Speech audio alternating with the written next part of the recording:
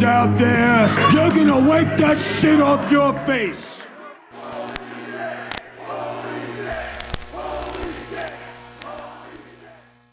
Welcome back, JCW fans. I am Kendo, and this is a Lunacy recap review. In this video, I'm going to be going over Lunacy 86, which aired June 11th, 2026. This episode featured Joe Dombrowski and Mark Roberts on commentary. The ring announcer was Kid Cadet. Before we get into this video, if you could please take a quick second to hit that like button. It helps get this video out to more people. If you could drop some comments along the way, let me know what you thought about each match and each segment. And if you haven't done so already, go ahead and hit that subscribe button. That being said, let's get right into this week's episode. Alright, so this week opens up with a very quick clip. And it's going to be Jeeves back from his injury. And he has got his cousin EC3 with him, who is back from his Canadian tour. These gentlemen are showing up, looks like in the back alley of the club. And Jeeves looks injured still, and EC3 does not look happy. Alright, we then jump right to the ring, and it's going to be Vince Russo coming out. Russo basically talks a little bit of shit to the fans in attendance. Just typical bad guy Russo style, because that's the character that he's playing now. Russo then does call out Vito. So then Vito comes out. Vito obviously talks a little bit of shit to the crowd as well. You know, the typical, all you jugalos gonna wipe that shit off your face, yada yada, same old Vito speech. Basically what happens with these two is Vince Russo goes on to tell Vito basically, look, the last few months have been rough between us, you know, everything that's been going on, and he basically tells Vito he considers it to just be tough love. He goes on to say that they have a rich history and a long history together, and at the end of the day, blood is thicker than water, and he basically wants to bury the hatchet, no pun intended, with Vito, and get back on the same page because, again, at the end of the day, they're friends and their family, and blood is thicker than water. So basically, Vito ends up just agreeing with Russo in a nutshell, and it looks like these two are going to be back on the same page, which is definitely going to be big time trouble for not only Violent J, but pretty much everybody on the roster, because with these two back on the same page again, it really feels like nobody's safe. They end up hugging it out, and then Russo ends up calling out EC3. So EC3 comes out and the injured Jeeves, and again EC3 looks very pissed off, and Jeeves is still suffering from those broken ribs.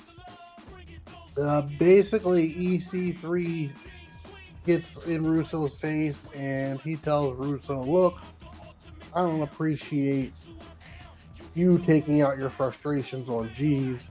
You know, he doesn't like the fact that Jeeves got attacked while he was gone. He goes on to tell Russo that before his time is up in JCW, he indeed will rip Vince Russo's dick off and shove it down his throat.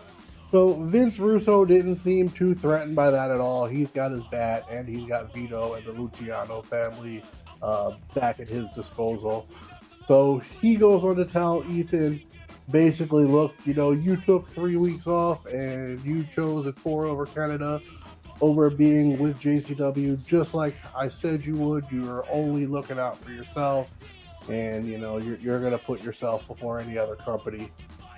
He basically tells EC3 that, look, you took the 3 weeks off, so tonight you're going to make up for that, and you're going to have not just one, not just two, but 3 mystery opponents, all going to happen in this one episode of Lunacy.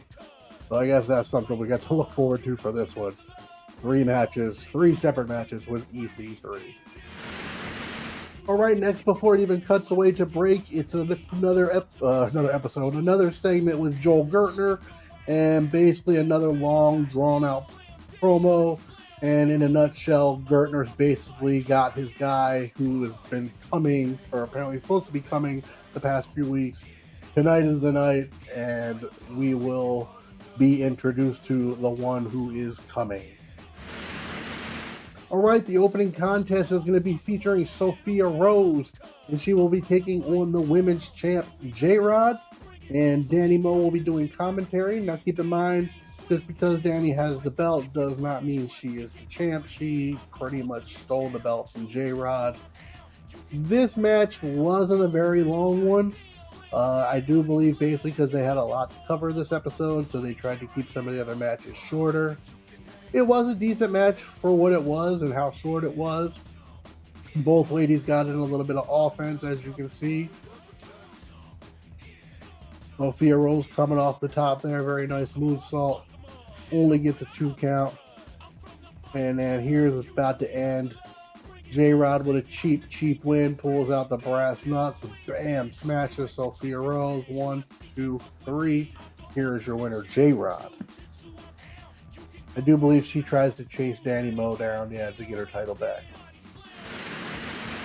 Next to the backstage segment with old Barnabas, and he said he has now seen the dealer, and he realizes the dealer is part of the roster, so he basically all needs to do is track down that blue hoodie, and he will find the dealer tonight. All right, the next segment is going to be Violent J and Vince Russo. And basically, Violent J is very upset about Russo and Vito being back together. He tells Russo, how the hell can you do that? Russo goes on to say, look, the only thing you really need to be concerned about is that I have to clean up your mess with EC3 being gone for weeks. Violent J goes on to tell Russo that, look, man, what we need to be worried about is where the fuck is Ruffo? He's been gone for over a month. He could be dead. He could be tied up somewhere. We don't know what the fuck happened to him, and that's what we need to be worrying about. All right, in the second match, we have Father Bronson. And Father Bronson's going to come out, and just like he has for the past few matches that he's done, he's going to come out and preach the red love and talk a bunch of shit to the fans in attendance, telling them basically that they're fat, lazy, they basically don't do shit, and he's better than all of them, and that's basically what the red love is all about. Well, Father Bronson, he gives the referee the 1 rose, and I think that signifies basically, your pass on the match. You can take the pass if you want. He tries to give EC3 the rose, but EC3 pretty much didn't have it, and this match pretty much gets to a quick start. Now, this is the first of 3 matches for EC3 tonight. The true story with this match is right here. You can see Father Bronson starts to work on the legs of Ethan, continues to work on the legs. As you can see later on, as you will see later on in the episode, this starts to become an issue for EC3. As he still has 2 more matches, and Father Bronson is just doing nothing but destroying those legs. As you can see right here, it's already starting to become an issue. Ethan not really being able to be too mobile since Father Bronson has just been destroying the legs. Nice little fucking offense there by Ethan. Now they're on the outside, and this promo starts to roll on the monitors there, and basically what happens is it distracts EC3 and Father Bronson, and the referee basically counts both of the men out and causing it to end in a double count out. No winner for this one. All right, the next segment is the Luciano Enterprise backstage, and Sally Boy is basically acting like he's the mob boss at this point. Obviously, Vito's not around. He's talking mad shit to Joey, aka Yabo the Clown. Again, he's trying to act like he's the boss. Vincenzo's telling him, you need to calm down, whatever. I think there's a few screws loose with old Sally Boy. He tells Joey he needs to kiss the ring. And as you can see, Joey is not about that life. He goes to hit him, but just as that happens, Vito comes in, and Vito's going to basically set everybody straight. He gives everybody a good fucking sturdy bitching, telling them that all three of them have been fucking up, and they all need to get their shit together. And basically, Vito's the leader, and he needs to quit fucking around. Basically, after that all goes down, you hear a knock on the door. The knock on the door ends up being Violent J, and Violent J is basically demanding that they let Yabo go. He said, this is crazy, Sally Boy then ends up jumping into Violent J's face, and he wants to get a little bit tough, but Violent J says, look, I already took out your Uncle Vito, and taking out you would be nothing. He then demands them again to release Yabo. Vito basically tells him, fuck off, there's three of us, one of you. If you want Yabo, you're going to have to come back with some help, some assistance. And Violent J says, look, I'll be back, I'm going to go get some help. All right, we then cut backstage with the Barnabas again, and we know that he thinks that it's one of the JCW talent that is the dealer, and he's got to find that blue hoodie. All right, in the third match of the evening, it's going to be Shane Mercer taking on Kerry Morton. This match was an excellent match, probably match of the night in my opinion. Both men got some offense. Basically, it was the old story of Shane Mercer being the powerhouse and Kerry Morton having to use speed and quick wit to get the upper hand. But again, Shane Mercer's just such a beast. As you can see, he's just fucking whipping Kerry Morton around. Zero fucks given there. Kerry Morton, again, quick offense, tries to. This spot, fucking, look at this, just whipping him around by his fucking neck piece. Drags it down to the fucking ground for a rear naked choke. Kerry Morton does end up getting a little bit of offense here. Nice little fucking jawbreaker. Followed up by that DDT. Shane Mercer looked like he was getting ready to throw Kerry into the fucking third row. Nice elbow there. Nice little spinning elbow attack there. And Shane Mercer with another powerful fucking move, man. He is such a beast. Goes for that big fucking fall away slam from the top. Kerry does reverse it, hits it with a power bomb, and I think this is going to wrap this one up. Yep. 1, 2, 3, and here is your winner, Mr. JCW, Kerry Morton. All right, next we have Big Al, and she is telling Cocaine, basically, look, last week was fun for her, and if the Ring Rat ever gets involved again, she's going to be there, and just go ahead and give her a call, because she's got your back. Sally Boy comes up to Big Al, and this part's pretty fucking funny, actually, because old Sally Boy's gonna try to fucking spit some game and lay down some lines to Big Al. Big Al ends up fucking smacking him, hits him with a nice little backhand there, and basically just tells him to fuck off. Sally's a little bit distracted, and as you can see from behind, Violent J creeping up, and he is going to take out old Sally Boy. Boom! Making the odds a little bit even. Right, the next segment is Vito, and he is looking for Sally. He tells Vincenzo, look, hey, I don't know where the fuck he's at. You're supposed to be in charge of him. You're supposed to be watching him. Go track him down and see what the fuck old Sally Boy's doing and why he's not here. Vito then goes on to tell Yabo, aka Joey, that he did a great job last week in the heist, and he's proud of him for that. and he basically just needs to keep up the good work. Luigi Primo then comes in, and Luigi says, hey, look, man, I know I fucked up a little bit, but I went and I watched all the Mafia movies, and I'm ready to be a made man. And Vito finds that very entertaining. He tells Luigi, oh, you're ready to be a made man? You think you can handle that? He said, I got one job for you. You handle this job, and I will consider making you a made man. He basically leaves Luigi Primo to look after Joey, aka Yabo, whatever they want to call him this week. And you know, if he can do a good job there, then Vito might think about making him a made man. Yabo tries to plead with Luigi and say, hey, you gotta free me, these guys are bad people. They basically look at you as a joke, they don't take you seriously.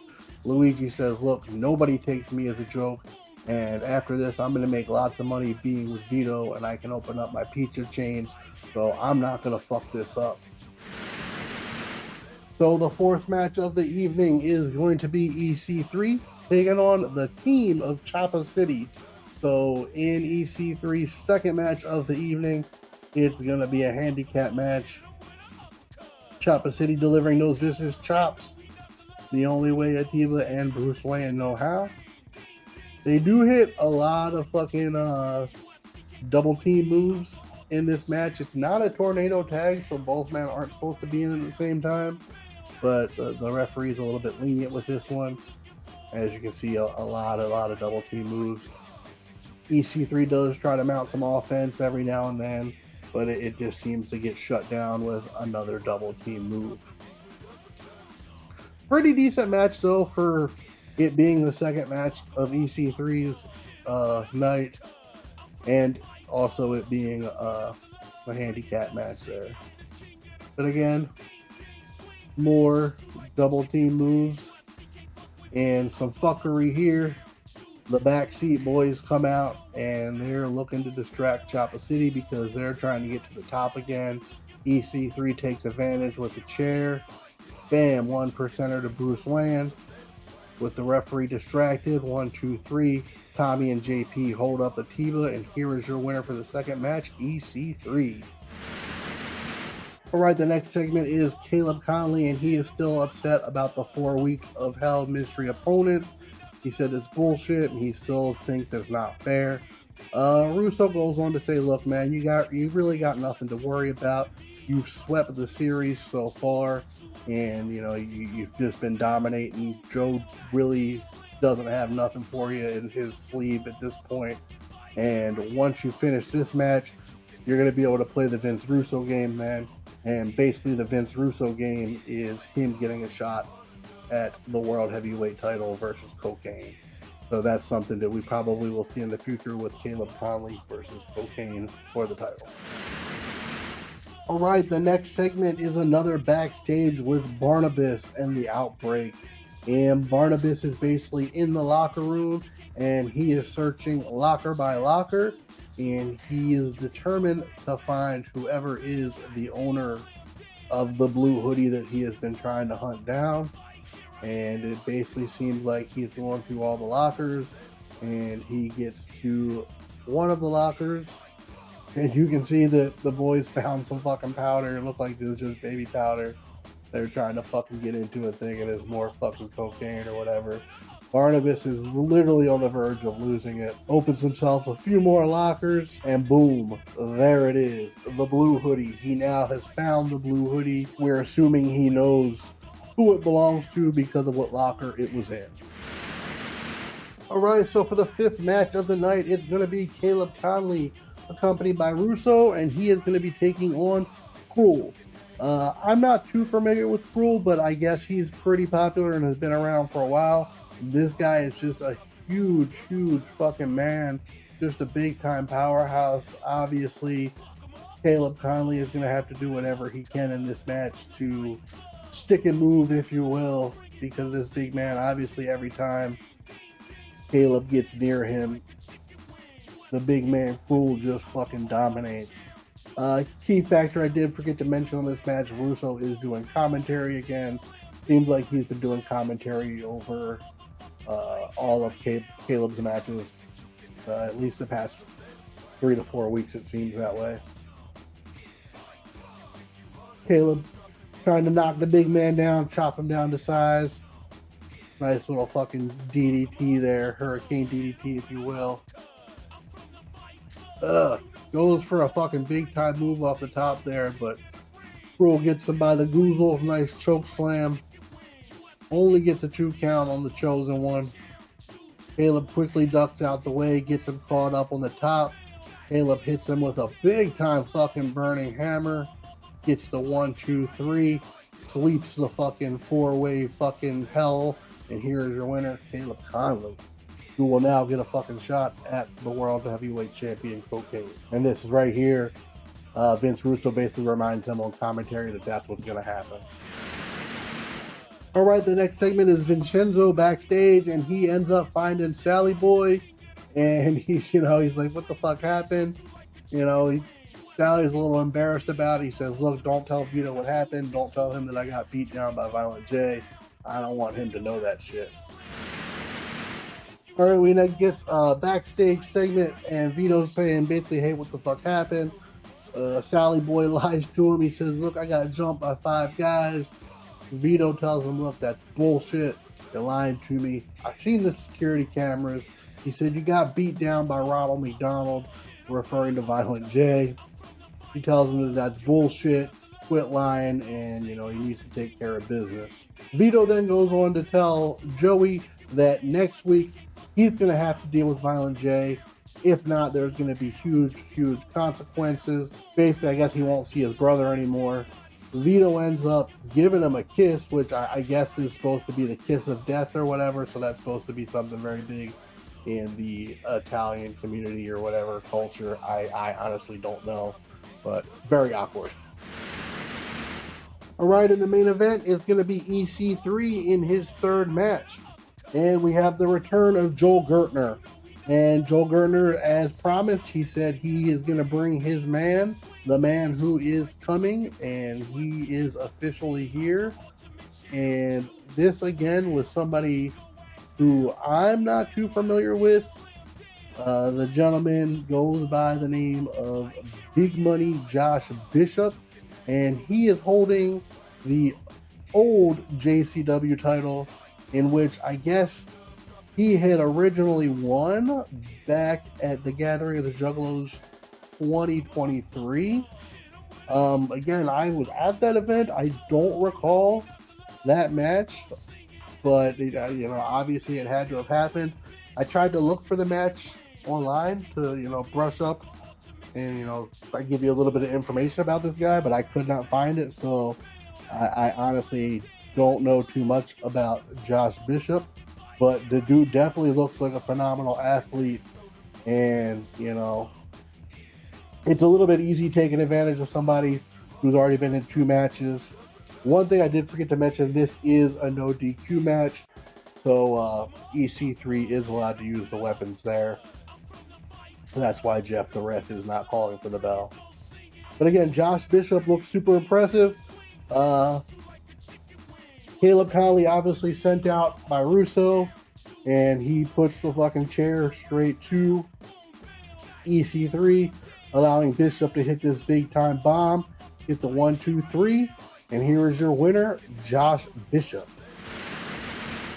All right, now to wrap this episode up, we have Dirty Mac Davis, and he is back in the fucking bathrooms again with a camera, looking under stalls, being a fucking true creep. Somebody needs to do something about this guy. Big Al comes out, and she's basically like, what the fuck are you doing in the women's bathroom again? She basically tells him he needs to get the fuck out. This is super inappropriate. What I don't understand about this part is she kicks Mac Davis out, but really doesn't fucking say anything to the cameraman, who is probably more inappropriate to be back there than Mac Davis in the first place. Big Al then basically ends up fucking running into somebody who we've seen a few times, and it's Ho-Kane. And Ho-Kane seems basically pretty upset. I can't remember her exact words, but it was something along the lines of he's mine, or he, something, he belongs to me, and basically just warning Big Al to stay away from cocaine. And ending the show tonight is old Barnabas again, and he is smelling that hoodie like an old bloodhound. And he seems to know the smell on the hoodie and is very upset by that and says, please, I hope this can't be who I think it is. All right, overall, I thought this episode was decent, nothing special, nothing really to write home about. I'd have probably given it about a 5 out of 10. Only reason for that rating is because, one, it was roughly about 20 minutes, just a little over the 20-minute mark before we even got an in-match segment, basically the first action of the night. And then that match ended super quick. Another reason for the lower rating this week, the whole EC3 thing. I get he was gone for 3 weeks and you want to punish him or whatever. But, having 3 matches with the same person just was a big turnoff for me. Something they probably could have done better is maybe just put him in a gauntlet match, where even if he loses, he still has to fight the next opponent. So instead of having 3 individual matches, just one longer match, and you still could have put more people on the show. That, again, just my opinion. I thought that would have made it a little bit better. Another thing I've noticed, which I've never really mentioned before, but Violent J's promos, before just seemed a little hit or miss. You could tell he was trying a little too hard and his acting skills weren't all up to par. But with that being said, these past few episodes, I've noticed Violent J's backstage promos are getting really, really good and very believable. So huge improvement there. I dig that. One thing I really didn't want to talk about because it really had nothing to do with the show itself, but since they went ahead and made a cute little commercial about it, it did involve the show. And that's the next taping at Harpo's being moved. I'm not going to get too deep into this because most people don't understand behind the scenes type of things and the politics behind the scenes. But at the end of the day, long story short, they broke a contract with a club owner who now has nothing booked for that show on a Friday night. I know a lot of people on the Facebook groups and all that seeing me post and thought I was just bitching to bitch or this, that, or the other. But at the end of the day, everybody knows I support the company. The past 6 months between my wife and I, we spent over $1,000 on their merch booth. Since they've been selling tickets, we buy ringside seats every time. Obviously, you can see all the signs to the left and right. Just a fucking small fucking fraction of all the signs we make. That shit takes hours and hours of our time to do. We support the company 110%. Hell, we even went to Vegas for Stranglemania, which cost quite a bit. So, I'm not just some fucking person trying to bash the company. If I was trying to bash the company, I wouldn't do half the shit that we fucking do. I'm just trying to point out the fact that it was a bad business move. I 100% agree with moving to a different venue that's in a safer neighborhood, a more comfortable, nicer venue. And I agree with them doing that because it will make the show better. But don't back out on a contract that you had already previously booked. Move that show next month. It's a simple thing you could have done. I know that the fact is Psychopathic has been doing business with Harpo's for many, many, many, many years. And somebody who's worked behind the scenes for both companies, I could just say it was a bad look. Again, I agree with moving to a nicer venue, but don't do it after you had already signed a contract and have a club owner booked for a Friday night and then leave them high and dry 10 days out. Just my opinion. Now, I want to get into last week's episode because I know I didn't do a review last week. I had a bunch of stuff going on. I just didn't have the time for it. But it was a fucking phenomenal episode, and I just want to go over my quick notes from last week's episode. Because, like I said, I was going to do a review. It just boiled down to no time. But I did take notes, and I do have a detailed list of stuff that I wanted to talk about. All right, so last week's episode, man, that's one that I've been waiting for a while, and I'm going to give that one the 10 out of 10. I like how they opened the show with the in-ring segment there. Another thing, bringing back the Pimp and Gimp connection for Caleb Conley's match. Zach Gowen looked like he hasn't lost a step. If you guys follow this channel, you know I've been doing a little side project called Kendo's Pick. This week's episode, which will be up Wednesday of this week. I do believe that's going to be the 17th, Wednesday the 17th.